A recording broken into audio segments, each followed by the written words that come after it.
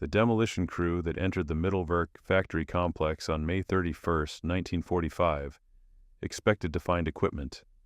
What they found instead were filing cabinets, row after row of them, stretching nearly 200 meters into the mountain. Inside those cabinets were personnel files, technical specifications, and research notes that would become the most valuable intelligence haul of the entire war. But it was file number A1473, belonging to a 33-year-old SS officer named Wernher Magnus Maximilian Wernher von Braun, that would eventually put Americans on the moon. The story begins not in 1945, but in the winter of 1932, when a 20-year-old engineering student stood on a frozen field outside Berlin and launched a liquid-fueled rocket that flew exactly 91 meters before exploding. Wernher von Braun had been obsessed with spaceflight since reading Hermann Oberth's The Rocket into Planetary Space at age 13. His early experiments attracted the attention of Captain Walter Dornberger of the German Army's Ordnance Department, who saw potential not for exploring Mars, but for delivering explosives beyond the range of conventional artillery. By March 1936, von Braun and a small team had relocated to a remote facility on the Baltic coast called Peenemünde. The site, covering 25 square kilometers of coastal marshland, would become the birthplace of modern rocketry. Throughout the late 1930s, while the world's attention focused on Hitler's territorial ambitions, von Braun's team worked in relative obscurity. They experienced failure after failure. Test rockets exploded on the launch pad, veered wildly off course, or simply refused to ignite. The technical challenges were immense. They needed to develop turbopumps capable of forcing liquid oxygen and alcohol fuel into a combustion chamber at pressures exceeding 300 pounds per square inch. They needed guidance systems that could keep a missile on course during supersonic flight. They needed heat-resistant materials that could withstand exhaust temperatures of nearly 2,700 degrees Celsius. What they were attempting had never been done before. The breakthrough came on October 3, 1942. At 3:42 p.m., test vehicle A4, serial number V2, lifted off from test stand 7 at Peenemünde. The rocket climbed perfectly, reaching an altitude of 85 kilometers and traveling 190 kilometers downrange before splashing into the Baltic Sea. Dornberger, watching from the observation bunker, turned to von Braun and declared that they had just invented spaceflight. Von Braun's response, recorded in his personal notes from that evening, was more cautious. He wrote simply, "The rocket worked perfectly, except for landing on the wrong planet." He meant Earth instead of Mars. Within weeks, Adolf Hitler himself viewed a film of the successful launch. The Führer, initially skeptical of what he called artillery toys, immediately ordered the weapon into mass production. It would be designated Vergeltungswaffe 2, Vengeance Weapon 2, or simply V2. What followed was one of the darkest chapters in the history of scientific achievement. The massive underground production facility at Mittelwerk, located near Nordhausen in central Germany, was carved out of an existing gypsum mine by prisoners from the Mittelbau-Dora concentration camp. The conditions were unspeakable. Prisoners worked 12-hour shifts in tunnels where temperatures hovered just above freezing. The air was thick with stone dust that caused respiratory disease within weeks. There were no sanitary facilities. The dead were left where they fell until the end of each shift. By conservative estimates, at least 20,000 prisoners died building V2 rockets. By comparison, the rockets themselves killed approximately 7,000 people when used against London, Antwerp, and other Allied cities between September 1944 and March 1945. More people died making the weapon than were killed by it. Von Braun's precise role in these atrocities remains contested to this day. His security clearance required membership in the SS, an organization he joined on May 1, 1940, eventually reaching the rank of Sturmbannführer, equivalent to major. He visited Mittelwerk on multiple occasions, documented by both prisoner testimony and photographic evidence. A French prisoner named Guy Morand later testified that von Braun personally selected prisoners for technical work at a selection on October 14, 1944. Von Braun's own statements on the matter evolved considerably over the decades. In immediate post-war interrogations, he claimed minimal knowledge of conditions at Mittelbau-Dora. By the 1960s, he acknowledged awareness, but claimed powerlessness. The truth, as declassified documents from the 1980s and 90s revealed, was considerably more complex. Meanwhile, across the Atlantic, American military intelligence had been tracking German rocket development since 1943. The first hard evidence came from a crashed V-2 that landed in Sweden on June 13, 1944, without exploding. Swedish authorities allowed Allied technical experts to examine the wreckage. What they found was deeply troubling. The rocket represented a technological leap far beyond anything American or British programs had achieved. Major Robert Staver of the Ordnance Department's Technical Intelligence Branch prepared a classified assessment dated August 29, 1944. His conclusion was blunt. The United States was at least 5 years behind German rocket technology, possibly more. The report recommended that capturing German scientists and equipment should be considered a top priority objective, potentially equal in importance to military victory itself. This recommendation triggered fierce debate within the American intelligence community. The policy regarding German scientists had been clearly established by the Joint Chiefs of Staff Directive No. 1067/6, issued on April 26, 1945. The directive, titled Exploitation of German Specialists in Science and Technology, explicitly prohibited bringing anyone to the United States who had been, quote, more than a nominal participant in Nazi Party activities, unquote. The definition of nominal would prove elastic. Major General Clayton Bissell, Chief of Intelligence for the War Department, argued that ideological purity was a luxury the United States could not afford. The Soviet Union, he pointed out, was already rounding up German scientists in their occupation zones with no apparent concern for their political backgrounds. A memorandum dated July 2, 1945, from his office stated flatly, "The Russians are taking scientists without regard to political affiliation. If we do not take advantage of this opportunity, we will lose it forever." The operation that would eventually be codenamed Paperclip began in May 1945 as a frantic scavenger hunt across occupied Germany. The target list, compiled by the Combined Intelligence Objectives Subcommittee, identified approximately 1,500 names spanning rocket technology, aerodynamics, chemical weapons, and biological warfare research. Priority 1 was Wernher von Braun and his core team. American forces found them not in the ruins of Peenemünde, which had been heavily bombed and later occupied by Soviet forces, but in the Bavarian Alps. Von Braun had ordered his team to relocate southward in early February 1945, as Soviet forces approached from the east. They took with them approximately 14 tons of documents, which they hid in an abandoned mine shaft near the village of Oberammergau.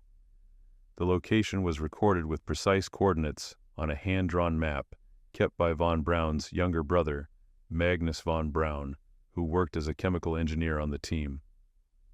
On May 2, 1945, 1 week before Germany's unconditional surrender, Wernher von Braun sent his younger brother on a bicycle to make contact with approaching American forces. Magnus von Braun, who spoke functional English, found soldiers from the 44th Infantry Division near the town of Reutte, Austria. His opening statement, as recorded by First Lieutenant Charles Stewart in his after-action report, was direct. "My name is Magnus von Braun. My brother invented the V-2. We wish to surrender to the Americans." Within hours, a military intelligence team led by Major William Bromley arrived to debrief the rocket scientists. Bromley's report, filed on May 3 at 11:00 p.m., noted that von Braun appeared to have a detailed understanding of American rocket programs and knew exactly what information would be valuable. The negotiation, Bromley wrote, felt less like an interrogation and more like a job interview. The initial plan called for bringing a limited number of specialists to the United States for a period not exceeding 6 months. They would be interrogated, their knowledge documented, and then they would return to Germany. The program was approved on July 20, 1945, by the Joint Intelligence Objectives Agency, which administered the new directive under the deliberately vague code name Overcast. The name was changed to Paperclip in March 1946, reportedly because processed files were marked with paperclips to distinguish them from routine immigration cases. The selection process was supposed to be rigorous. A security evaluation form developed by the Joint Intelligence Objectives Agency asked detailed questions about Nazi Party membership, military service, and political activities. Each scientist was supposed to receive a thorough background investigation before receiving approval for immigration. In practice, the process was anything but thorough. The urgency of the emerging Cold War, combined with aggressive lobbying from the military establishment, led to systematic circumvention of security protocols. The man most responsible for streamlining the process was Bosquet Wev, director of the Joint Intelligence Objectives Agency from 1945 until 1962. Wev, a former petroleum industry executive who had served as a Naval Reserve officer during the war, believed that German scientific expertise represented a strategic asset too valuable to lose over what he termed political squeamishness. A memorandum he wrote on April 5, 1947, summarized his position. The best interests of the United States, he argued, have been subordinated to the efforts expended in beating a dead Nazi horse. His solution was elegantly simple. Problematic security files would be rewritten. The whitewashing was systematic and well documented. Original security evaluations prepared by military intelligence officers in Germany were replaced with sanitized versions prepared by the Joint Intelligence Objectives Agency in Washington. Von Braun's file provides the clearest example. The original evaluation, prepared by the Counterintelligence Corps in June 1945, noted his SS membership, described his rank as Sturmbannführer, and included statements from prisoners regarding his presence at Mittelwerk. The revised evaluation, prepared in late 1946, described him as, quote, a professional aerospace engineer who was forced to join the Nazi Party and the SS in order to continue his work, unquote. The section on Mittelbau-Dora was removed entirely. Similar revisions were made to files for Arthur Rudolph, production director at Mittelwerk, and Kurt de Boos, who had denounced a colleague to the Gestapo for telling anti-Nazi jokes. The scientists began arriving at Fort Strong in Boston Harbor in September 1945. The first group consisted of 7 individuals, including von Braun. They were housed in temporary quarters and began work almost immediately at facilities across the country. The largest concentration went to Fort Bliss, Texas, where the Army established a rocket research program in partnership with the nearby White Sands Proving Ground in New Mexico. Conditions at Fort Bliss were Spartan but comfortable. The Germans lived in converted hospital barracks, received pay equivalent to that of American civil service employees, and were allowed limited freedom of movement within the base. What they were not allowed was any contact with the outside world. All mail was censored. All phone calls were monitored. The official story, conveyed to curious locals, was that they were displaced European engineers awaiting immigration processing. The work at White Sands focused on reassembling captured V-2 rockets and conducting test launches. The Americans had seized approximately 100 complete rockets and enough components to assemble dozens more from the Mittelwerk factory before Soviet forces arrived. These were shipped to the United States on 16 Liberty ships between May and August 1945. The operation, codenamed Special Mission V2, represented the largest single transfer of military technology in history up to that point. The first American-launched V2 lifted off from Launch Complex 33 at White Sands on April 16, 1946, at 2:47 p.m. The rocket reached an altitude of 5.2 kilometers before the engine shut down prematurely due to a fuel system malfunction. It was considered a partial success. Over the next 6 years, American forces would launch 67 captured or American-assembled V-2 rockets, with varying degrees of success. But the V-2 program was merely a foundation. The true value of the German scientists lay not in what they had already built, but in what they knew how to build next. Von Braun had spent the last months of the war designing a successor to the V-2, a missile with intercontinental range capability. His preliminary designs, recovered from the hidden documents near Oberammergau, showed a two-stage rocket capable of delivering a payload of 1,000 kilograms to a range exceeding 5,000 kilometers. This was exactly what the United States Army needed for its emerging strategic vision.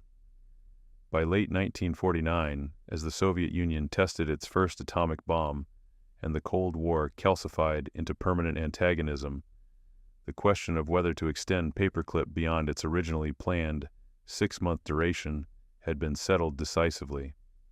The German scientists were not going home. The expansion of Paperclip accelerated rapidly after 1950. The original limitation of 100 German specialists was quietly abandoned. By 1952, more than 600 had been brought to the United States under the program. They worked not only on rockets, but on virtually every aspect of advanced military technology. Chemical weapons experts went to Edgewood Arsenal in Maryland. Aerodynamics specialists went to the National Advisory Committee for Aeronautics Facilities in Virginia and California. Medical researchers, some with deeply troubling backgrounds in human experimentation, went to Air Force facilities in Texas and New Mexico. The security screening process, already compromised, became essentially pro forma. A statistician who later analyzed immigration records estimated that at least 20% of Paperclip recruits would have failed even the revised security standards if those standards had been honestly applied. The moral contradictions of the program were not lost on everyone. Samuel Klaus, a State Department representative on the Joint Intelligence Objectives Agency, repeatedly objected to the whitewashing of security files. In a memorandum dated March 27, 1947, he wrote that the program had evolved into, quote, a clandestine operation designed to circumvent established immigration law and policy, unquote. His objections were overruled. Klaus resigned from the agency in protest on July 12, 1948. His resignation letter, declassified in 1984, stated bluntly that he could not in good conscience participate in what he termed, quote, the importation of Nazi criminals under the pretense of scientific necessity, unquote. His concerns went unheeded. By that point, Paperclip had become too important to the military establishment to allow moral qualms to interfere. The public first learned of Operation Paperclip on December 3, 1946, when the Philadelphia Inquirer published an article headlined, Nazi Scientists Brought to U.S. to Work on Army Rockets. The story, based on leaked information from within the War Department, named von Braun specifically and noted his SS membership. The response from the military was a mixture of denial and obfuscation. A press release issued by the War Department on December 5th acknowledged that a small number of German specialists had been brought to the United States on a temporary basis, but insisted that all had been thoroughly screened and none had committed war crimes. The release made no mention of altered security files, concentration camp labor, or the systematic circumvention of immigration law. The story generated brief controversy but failed to gain lasting traction, buried under other post-war news. Von Braun and his team remained at Fort Bliss and White Sands until 1950, when the Army transferred the entire rocket program to Redstone Arsenal in Huntsville, Alabama. The move represented a significant expansion. Huntsville, a small cotton manufacturing town with a population of 16,000, would be transformed into the center of American missile development. The Germans, now numbering more than 120 when family members were included, purchased homes, joined churches, and began to integrate into the community. Von Braun, who had married his first cousin, Maria Louisa von Quistorp, in a Lutheran ceremony in Germany on March 1, 1947, became particularly adept at public relations.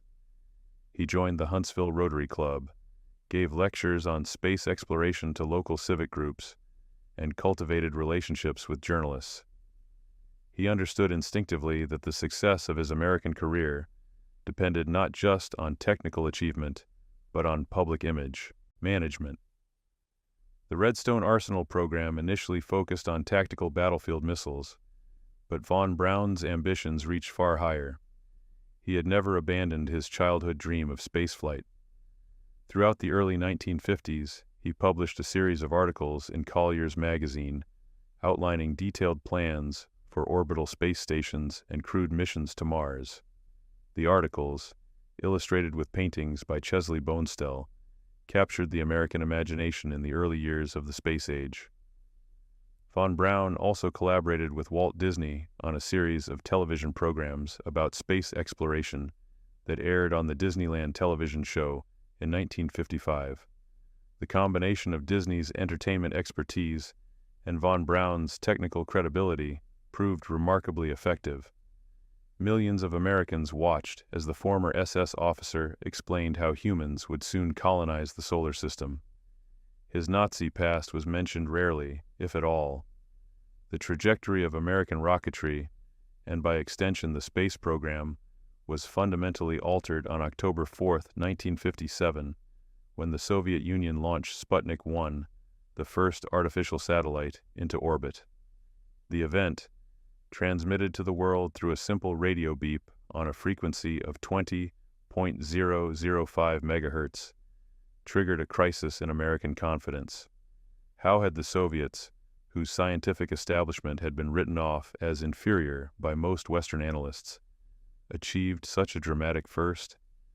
The answer, ironically, was that they had followed the same strategy as the United States.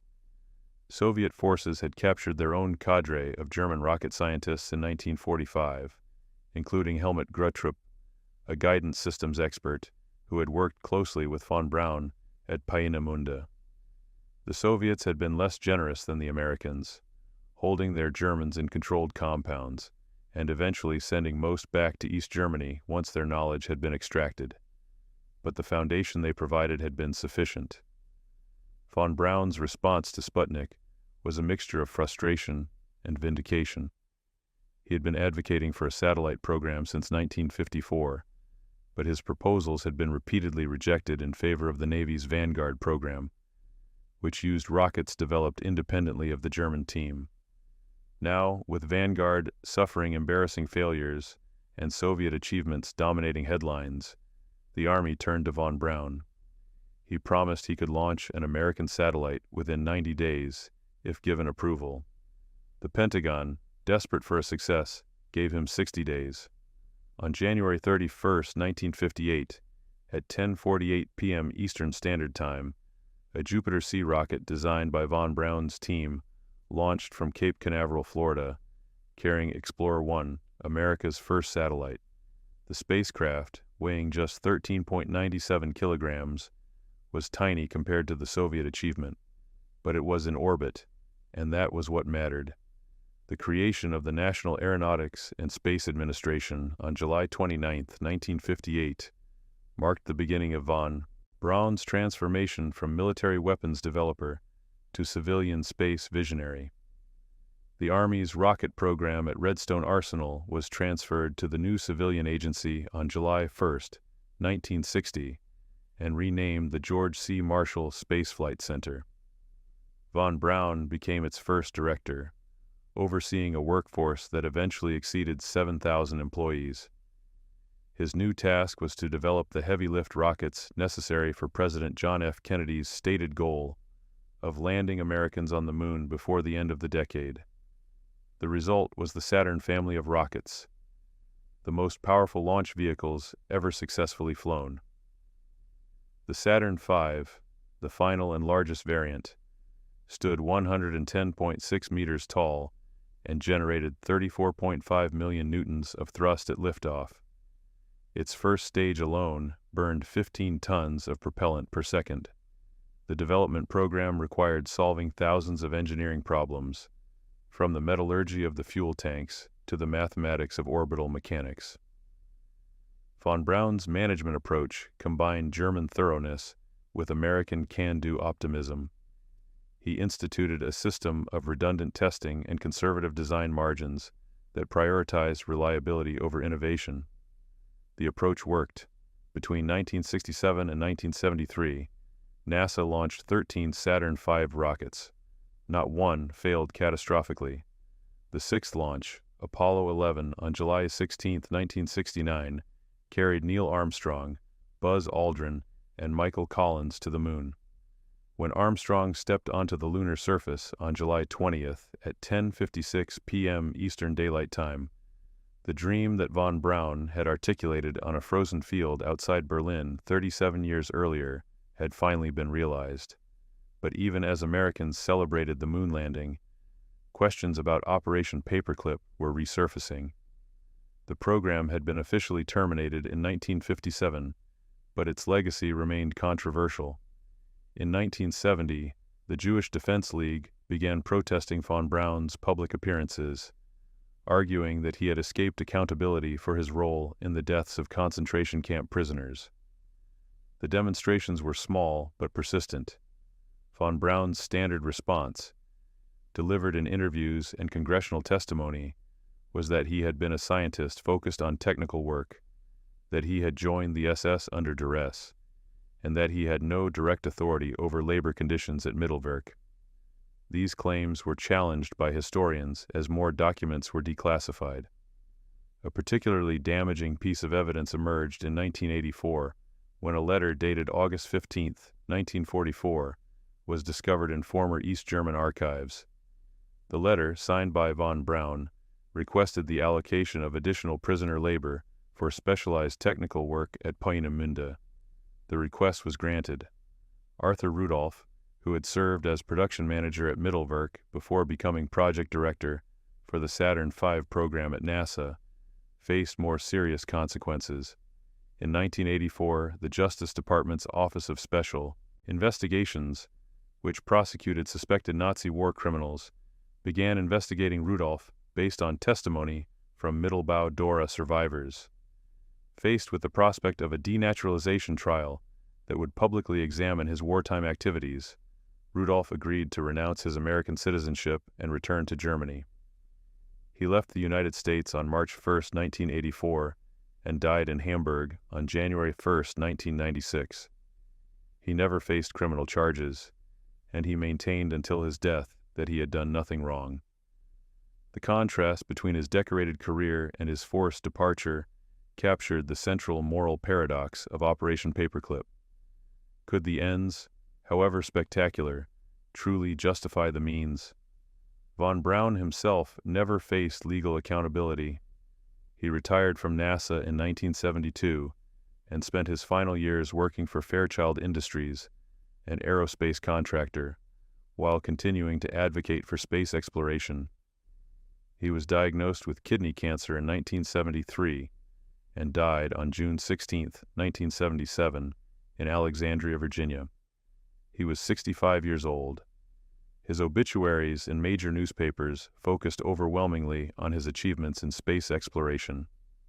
The New York Times devoted 3 columns to his role in the Apollo program. His SS membership was mentioned in paragraph 18 of a 20-paragraph article. The Washington Post's obituary made no mention of Mittelbau-Dora at all. In death, as in life, von Braun's public image was carefully curated. The full scope of Operation Paperclip remained classified until the 1980s. The Freedom of Information Act requests and subsequent document releases revealed that the program had brought at least 1,000 600 German scientists and engineers to the United States, not the few hundred previously acknowledged. The security file whitewashing was confirmed through comparison of original and revised documents. The extent of knowledge within the government about the backgrounds of individual scientists became clear. President Harry S. Truman, who had signed the original directive authorizing the program, appears to have been kept largely uninformed about the circumvention of his stated policy against bringing in ardent Nazis. Whether this represented plausible deniability or genuine ignorance remains debated by historians. The scientific and technological legacy of Operation Paperclip is impossible to dispute. The German scientists and engineers made fundamental contributions across virtually every field of American military and aerospace technology during the Cold War. Von Braun's Saturn V remains the gold standard for heavy-lift rocket design. Technologies developed at Redstone Arsenal and Marshall Space Flight Center underpinned not just Apollo, but the Space Shuttle program and subsequent developments. Chemical weapons research performed by Paperclip scientists at Edgewood Arsenal contributed to America's deterrent stockpile during the Cold War, though whether this represents a positive legacy is more morally complicated. Medical research conducted by some Paperclip physicians, particularly those with backgrounds in aviation medicine, produced genuine advances in understanding human tolerance to acceleration and altitude, though again the ethical questions surrounding their wartime research methods cast shadows over these achievements. The Soviet Union's parallel program operated on a similar scale, but with different methods. Soviet authorities captured approximately 2,200 German specialists, held them in controlled conditions for periods ranging from months to years, extracted their knowledge through intensive interrogation and forced collaboration with Soviet engineers, and then sent most back to East Germany by the early 1950s. The approach was more coercive, but also more transparent about its nature. There was no pretense of voluntary immigration or moral rehabilitation. The Germans were prisoners who were being used for their expertise, nothing more. Whether this represented a more or less ethical approach than the American method remains a subject of considerable debate among historians of the period. The question that continues to haunt Operation Paperclip is whether the United States could have achieved the same technological advances without compromising its stated principles regarding war criminals and Nazi Party members. The counterfactual is impossible to prove, but the evidence suggests that the answer is complex. American rocket science was not non-existent before Paperclip. Robert Goddard had pioneered liquid-fueled rocketry in the United States during the 1920s and 30s, working largely independently and with minimal government support. Theodore von Karman had established world-class aerodynamics research at the California Institute of Technology. The foundations existed. What the German scientists provided was acceleration. They compressed perhaps a decade of development into a few years. Whether that acceleration was worth the moral cost depends entirely on how one weighs competing values. The individuals most directly affected by the decision, the survivors of Mittelbau-Dora and other concentration camp prisoners who built V-2 rockets under conditions of unimaginable brutality, were almost entirely excluded from the post-war accounting. No Paperclip scientist was ever prosecuted for war crimes related to the use of concentration camp labor. No formal apology was ever issued by the United States government for the decision to bring them to America and whitewash their backgrounds. The survivors, scattered across Europe and Israel after the war, watched on television as the men who had overseen their torment were celebrated as heroes of the space age. A few spoke out. Most remained silent, either because they despaired of being heard or because they lacked the resources to pursue justice across international borders. Their voices, when they can be recovered from archives and testimony, provide the most devastating indictment of Operation Paperclip. They remind us that behind every technical achievement, there are human costs that equations cannot capture. The legacy of Operation Paperclip extends beyond the space program and into broader questions about how democracies balance security imperatives against moral principles. The decision to recruit German scientists was made during a period of genuine geopolitical uncertainty, when American policymakers believed, with considerable justification, that the Soviet Union posed an existential threat. The argument that scientific expertise was too valuable to abandon to ideological purity had real force in that context, but the systematic deception involved in the program, the rewriting of security files, the circumvention of presidential directives, and the evasion of congressional oversight represented a corrosion of democratic accountability that arguably posed dangers of its own. When security services decide they know better than elected officials about what serves the national interest and act accordingly, they set precedents that can be difficult to contain. The modern space program stands as a monument to human achievement and also as a reminder of moral compromise. Every successful rocket launch, every satellite deployed, every rover that explores another planet traces its lineage back through a chain of technical development that includes Peenemünde, Middelwerk, and Operation Paperclip. This does not invalidate the achievements. The engineers and astronauts who built on that foundation were not responsible for decisions made before they were born. But neither should we pretend that the foundation itself was laid on morally neutral ground. The story of how Nazis built America's space program is ultimately a story about the complexity of historical judgment, about how great achievements and great crimes can be disturbingly intertwined, and about how the consequences of decisions made under pressure can echo across decades in ways that no one who made those decisions could have fully anticipated.